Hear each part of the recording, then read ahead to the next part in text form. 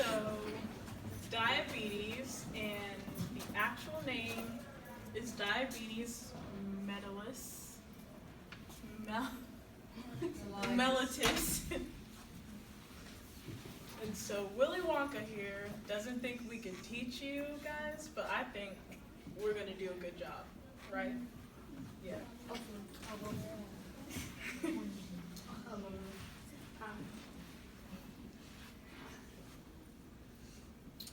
So, What is diabetes?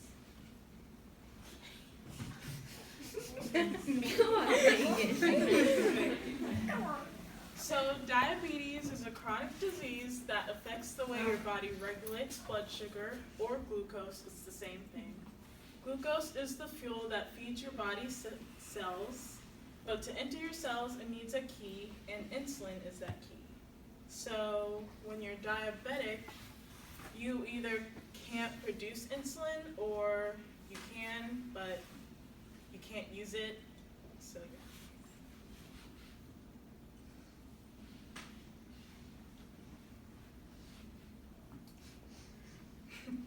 So this is a cell, and that's the insulin acting as a key.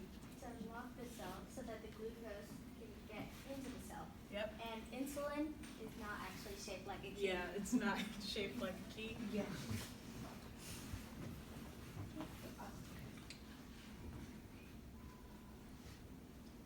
So there's two types of diabetes.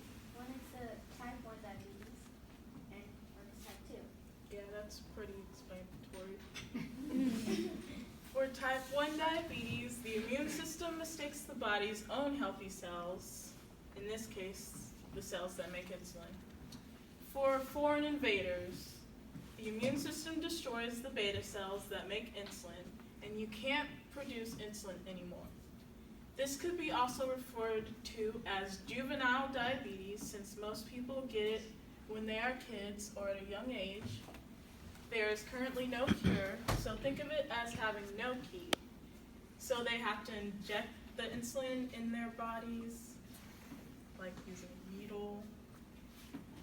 So, like if you're sick one day and your immune system's like, I have to make you feel better again, but it attacks your beta cells instead of the virus that's making you sick, then your beta cells are dead and you can't produce any more insulin anymore. And for type 2 diabetes, people are able to produce insulin, but their body is unable to use it efficiently, or they aren't making enough insulin to get the glucose, sugar, into your body's cells. Some factors that go into being insulin resistant are excess weight or inactivity. So think of it as having a broken key. They can inject insulin into their bodies, but they usually take pills to produce more insulin. So stay active.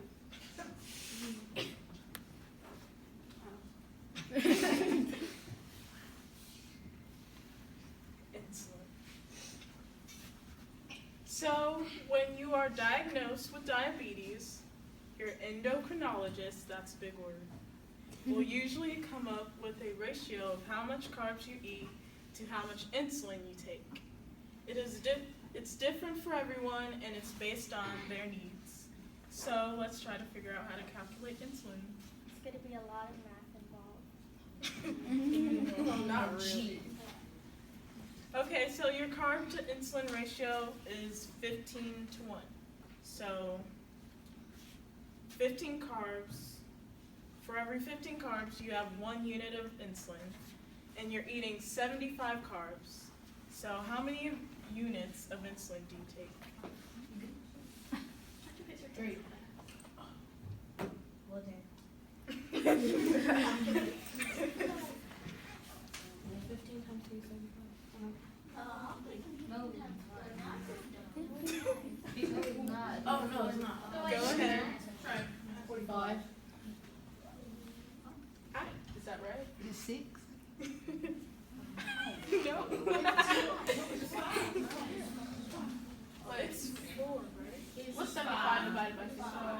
Because 15 to 1, that's 1 unit, right? Yeah. 30 to 2, that's 2 units. Yep, it's fine. 45 to 3, It's 60 to 4, and then 75 to 5. So we need 5 units. I was thinking 25. So, I'm is that always, I'm sorry, is that always the same ratio, 15 to 1? No, it changes. Based on your body size? Yeah. Based on your body size, based on your age. Okay. So younger kids usually have a lower ratio. My nephew, I'm asking, because I get nervous every time he's around me. So this is an insulin pen that I use myself to inject insulin into my body. And there is an insulin pen and an insulin vial. Insulin just like looks like this clear stuff, and it smells like the doctor's office, which is it's unfortunate for Megan at least. She has to smell it all the time. Okay.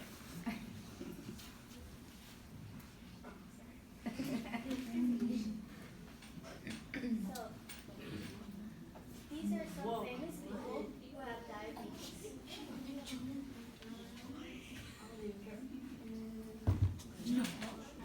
Nick Jonas was diagnosed with type 1 diabetes in 2007. And Jay Cutler is a quarterback for the Chicago Bears, and he was diagnosed in 2008.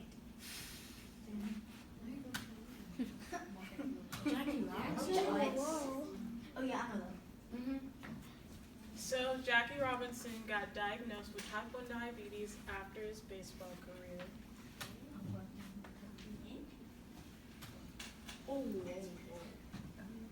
Blood sugar. There are 2 forms of blood sugars when they get Megan? dangerous. There's another one. So, blood sugar. There are 2 forms of blood sugars when they get dangerous.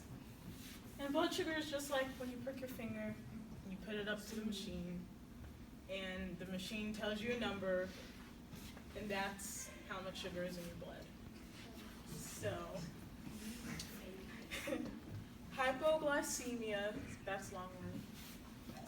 It's when your blood sugar is low, and some of the symptoms are excess sweating, excessive hunger, fainting, fatigue, lightheadedness or shakiness, anxiety, blurred vision, headaches, irritability, and just all that other stuff. So, when you have a low blood sugar, you have to eat carbs to get it back up. And Megan has this joke where she says, I have hypoglycemia and hyperglycemia all the time because I seem to have all the symptoms, like irritability all the time.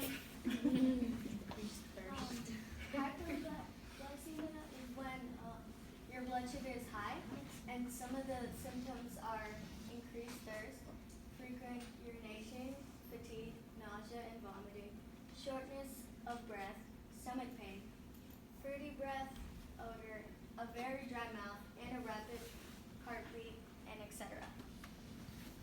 So, this is a very old blood sugar monitor. That's not the one I have.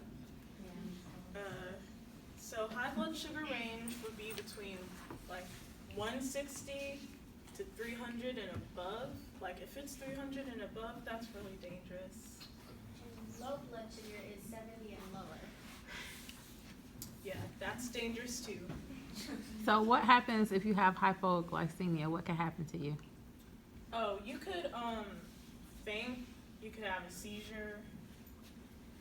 Yeah. You could go into a coma. Yeah, you could go into a coma. It's really dangerous. So that's why I have to stay. What if your blood sugar is between 71 and 159? Then you're good. That's average range.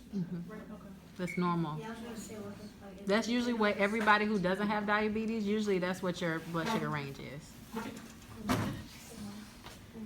Okay, you need your computers. We're gonna play Kahoot. Yeah.